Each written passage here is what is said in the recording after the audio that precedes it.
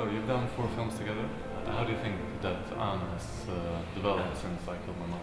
But our relationship has developed. I mean, we've grown closer, and we have very strong friendship. She's my, I think, she's my best friend, and we do have a very important place in each other's private lives.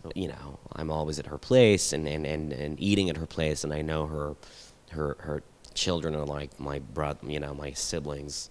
Mommy and I Killed My Mother are 2 very, very, very different films. Even more, 2 very different parts for Anne. And knowing her as an artist and as a human being, it's maybe easier for me to direct her and try to bring her somewhere else and create new things with her.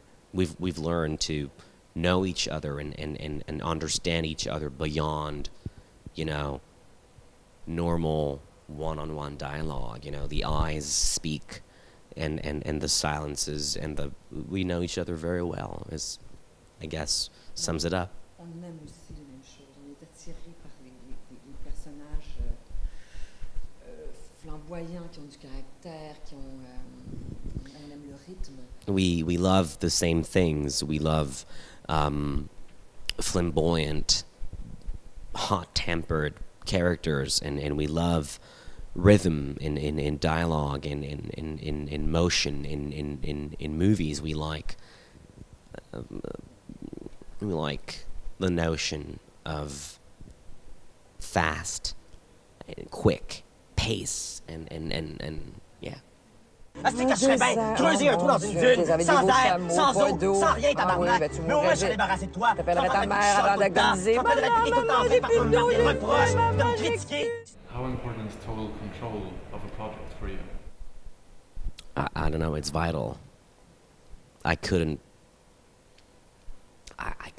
live, I couldn't breathe if I don't have the full control. Full control it has to be defined, though. We work as a team.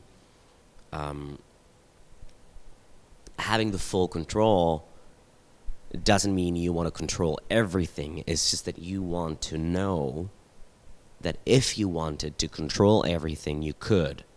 But that's not what you want to do, right? Because you want to be creating something with people. People that challenge you, that challenge your ideas and challenge your tastes, and will tell you, oh, we think you're wrong here, and we think that this could be better, and this is not really good, you could improve it, you could, So I think that it's not really control, it's freedom. Just to know that you have absolute freedom. Stutter shook and uptight. Who's your daddy, huh? Who's your daddy? Pull me out from inside. If a film you make or star in gets a bigger audience with illegal downloading, is that a bad thing? There are so many angles on the question. I personally, I can't say I'm doing this job because it's not a job, it's a passion. I can't say I'm doing this to make money. But then our work has a value like any other work. And it is normal that people would pay for, because we are sharing something with the public, but the public is showing up to be entertained, and it's like he is somehow hiring us to be entertained, to laugh or cry, so it has a monetary value. Again, of course, I wish for the greater amount of people to watch my movies, and if in their country or where they are, they don't have access to those movies, and they don't have access to Amazon.com to order them, then, yeah, I wish for the greatest amount of people to see what I want them to see and to hear what I have to say. But ideally, they would have the morality to, pay for it. I pay for it. I invest all of my money in my filmmaking. Mais dans un monde idéal, toutes les œuvres d'art devraient être accessibles à tout le monde. Ça devrait être gratuit. Mais on fait ça pour gagner notre vie aussi. In an ideal world, in an utopian world, all art should be accessible freely to everybody, for everybody to relish and appreciate. But unfortunately, we do have to, you know, put some bread on the table.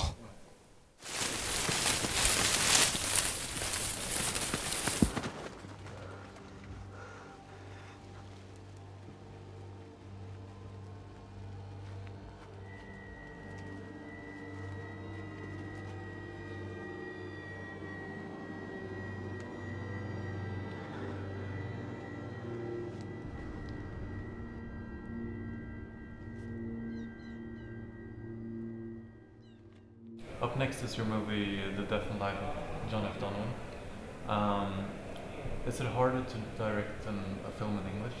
When I direct actors, I talk a lot during takes.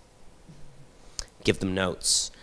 Because I have a little screen on which I see the transmission of the image being transmitted, and this is sort of what you will be looking at in the theater. So I see the framing, I see the set, the costumes, everything, all the little details, and I'll tend to tell the actor, scratch your chest, turn your face towards the light, open your mouth like you were going to say something. Finally, don't say it now. Hold it back. And I speak very. It needs. I don't. You know, I don't interrupt the actors or the scene. I'm not going to say cut and then say, oh, Anne, I thought about this. Why don't you add this or that? I love to do it as the take goes on, and the actors incorporate those notes as if they, you know, as fast as they can, but as if no one actually said anything. And that brings the scene in a more spontaneous mood often, because the actor doesn't have his itinerary planned, you know, his trajectory planned as much, and it brings him back to more, brings him or brings her back to more basic instincts. And I'm just worried that in English, I won't be able to deliver as much information as fast as I would love to actors, but I'll work on it. But literally, it's my only concern. For the rest, I'm not scared at all. I'm rather actually very excited.